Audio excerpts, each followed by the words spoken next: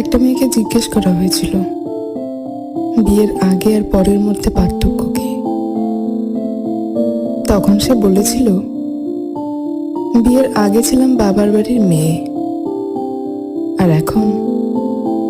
এখন হয়েছে শ্বশুর বাড়ির বৌমা।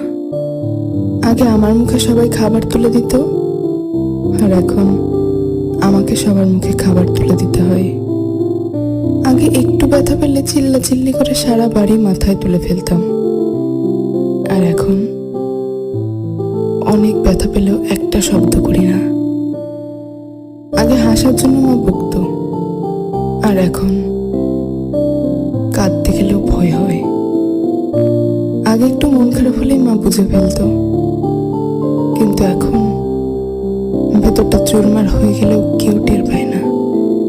আগে ভাবতাম বাইরের জগৎটা অনেক শান্তি, কিন্তু এখন বুঝি